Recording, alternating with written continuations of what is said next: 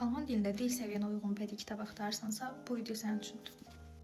Bugün Azərbaycandan əldə edə biləcəyiniz hər dil səviyyəsinə uyğun Alman dilində bədii kitablar haqqında danışacağıq. Bu kitabların hamısı Logos nəşriyyatına aiddir. İki cürdür. Biri var sırf Alman dilindədir, səviyyələrə uyğun. Biri də var ki, yenə səviyyələrə uyğundur, lakin Azərbaycan dilində tərcüməsi ilə birlikdədir. Yəni bir səhifəsi Alman dilində, bir səhifəsi isə Azərbaycan dilindədir tərcüməsi ilə. Göstərəcəm indi.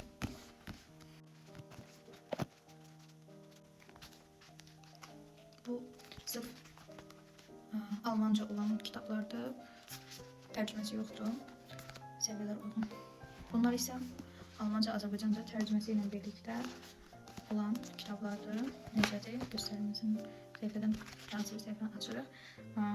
Birinci səhifəsində Alman dilində yazılıb, qarşısında isə Azərbaycan dilində tərcüməsi ilə birlikdə. Bir də belə var ki, bu səviyyəsi bəlli deyil. Bu da Logos nəşriyyatında. Bu kiçik şəhzadənin əsərinin Almanca versiyonudur. Der kleine Prinz. Bunun səviyyəsi bəlli deyil, yəni yazılmayıb, amma ki, bu da oxuyanda görürsünüz ki, B1, B2 səviyyəsindədir. Çətin sözlər görmək mümkündür. Amma ki, bir fikir demək istəyirəm ki, məncə burada verilən səviyyələr reallığı əks etdirmir. Səbəbini də deyəcəm. Məsələn, kitabımız A1-dir. Amma açırsınız içində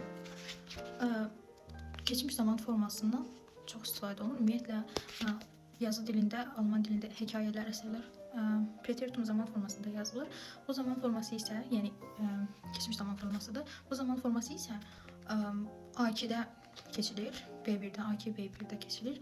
Amma ki, kitabımız A1 səviyyəsidir. Yəni, siz A1 səviyyəsini bitirdiniz, bunu oxumağınız sizin üçün yenə çox çətin olacaq. Çünki siz preteritum zaman formasını bilmirsiniz. Görəcəyiniz feilləri başqa formada görəcəksiniz. Bu sizi çaşdıracaq, həm də feilləri qarşılayacaqsınız. Ona görə düşünürəm ki, məncə bu kitabları A1-i belə A2-ni bitirdikdən sonra oxuyasınız. O qədər. Növbəti videolarda görüşək.